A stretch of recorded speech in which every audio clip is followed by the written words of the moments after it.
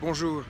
Je remercie véritablement le docteur Marty, qui est le président de l'UFML, les médecins libéraux, d'appeler à rejoindre la Maison des Citoyens, parce que isolés, ni les maires ruraux, ni les mouvements de femmes élues, ni les notaires, ni les enseignants, ni les gens de l'économie sociale et solidaire, ni tout ce qui fait, tout ce qui est praticien en France ne parviendra à lutter contre un système qui est contrôlé par une bureaucratie parisienne centralisatrice, qui est soutenue par les vieux partis. On doit faire ensemble les colères bienveillantes. Merci au docteur Marty. Faisons tous ensemble. Les députés ont adopté le conventionnement sélectif des médecins libéraux en zone surdense, lors de l'examen en commission du projet de loi de financement de la Sécurité sociale pour 2017.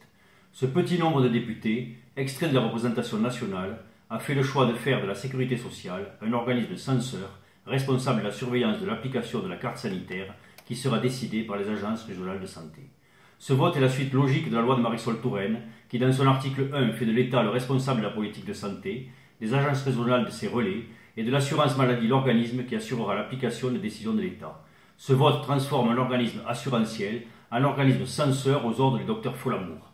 J'affirme que cette politique est vouée à l'échec et que sa mise en œuvre aggravera encore l'effondrement de notre système de soins, multipliera les départs de jeunes médecins du territoire national et diminuera les installations en médecine générale.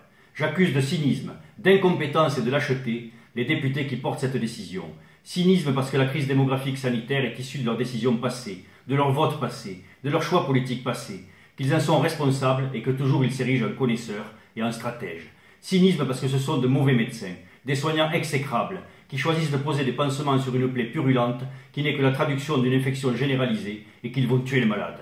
Incompétence, parce qu'ils ne sont en rien conscients de l'effondrement de notre système sanitaire, du secteur hospitalier public ou privé à la médecine de ville, des médecins aux paramédicaux. Incompétence parce que ce n'est pas d'encadrement dont relève la médecine, mais de liberté de pratique et d'indépendance décisionnelle, après des années de politique sanitaire marquées par une centralisation administrative des pouvoirs.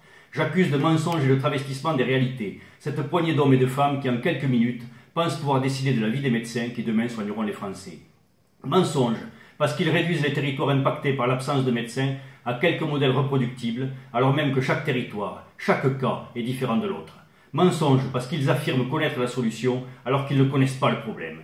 Mensonge, parce que ce faisant, une fois de plus, encore, ils cherchent à cacher leurs responsabilités nationales, régionales, départementales ou locales. Travestissement des réalités, parce qu'ils occultent le passé et prétendent construire l'avenir. Parce qu'ils ne disent mot du présent, de ces millions de Français qui se heurtent à la désertion des services de la République, ces millions de Français dont la vie est marquée à chaque instant par une précarité qui a multiplié les fermetures de commerces et de lieux de vie, parce qu'ils cachent l'extension de la crise au centre des villes, dont les habitants comme les médecins sont chassés par un modèle économique qui réduit l'offre aux banques, aux franchises et autres chaînes commerciales.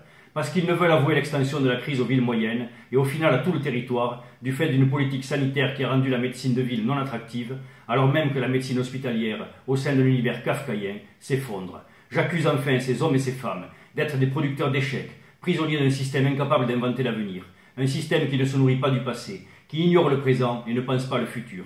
J'accuse ces femmes et ces hommes d'inutilité coupable face à un monde qui ne les attend pas et qui au dehors s'apprête à poser main sur la médecine et sur le soin. Inutilité coupable face au marché assurantiel qui prend le pas sur la solidarité et l'assurance maladie, face au numérique et aux nouvelles technologies qui se rient des frontières et de l'éthique et vont imposer leur paradigme. Inutilité coupable face à un monde qui s'écrit sans eux parce qu'ils ne veulent pas le lire. Comme des millions de Français, je refuse d'être utilisé, posé, déplacé, jeté. La partie ne peut se faire sans moi, la partie ne peut se jouer sans ma participation. Je suis médecin généraliste, pas un pion, pas encore posé sur la case de vos manquements.